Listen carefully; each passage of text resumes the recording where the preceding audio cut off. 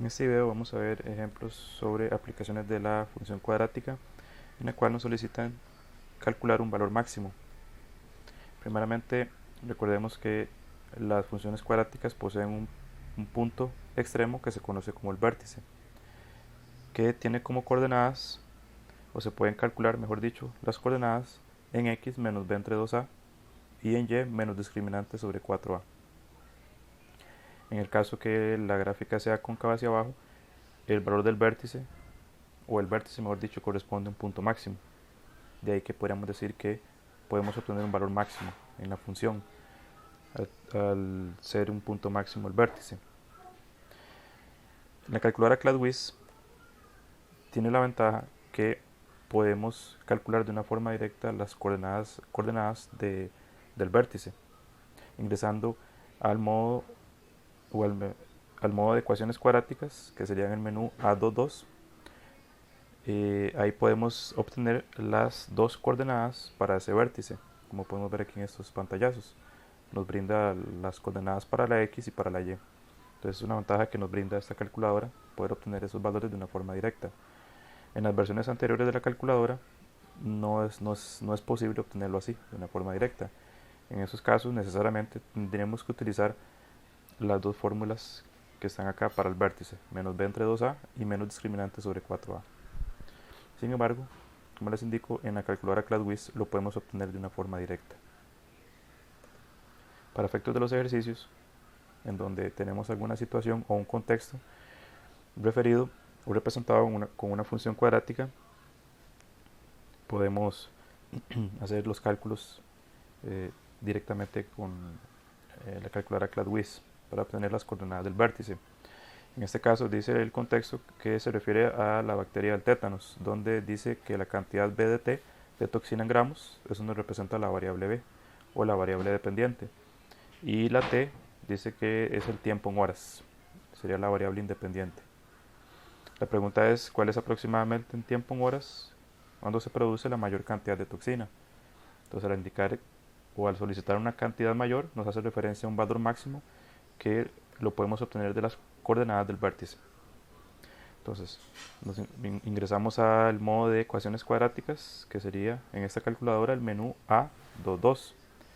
Seguidamente ingresamos los valores de los coeficientes. El A sería menos 1 sobre 170.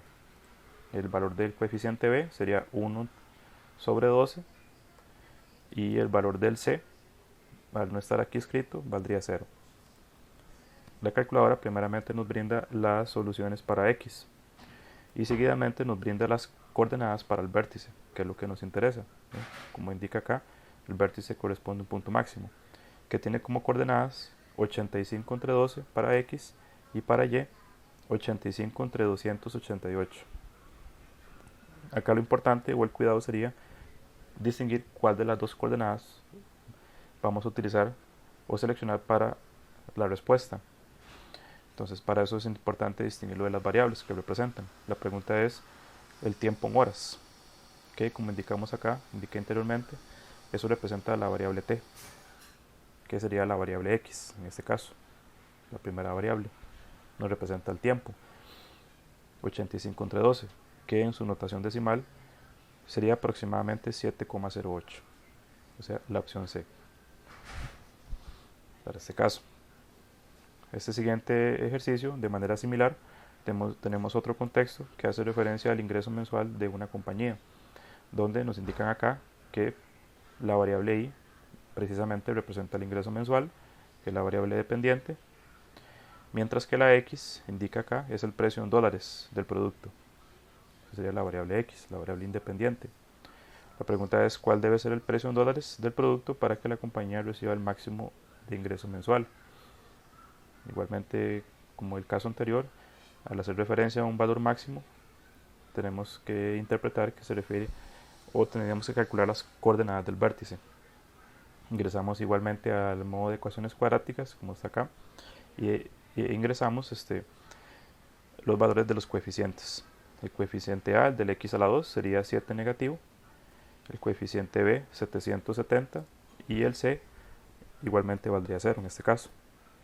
tenemos los valores para la x, que acá las brindan, y las coordenadas para el vértice, en este caso sería 55 para x y 21.175 para la y.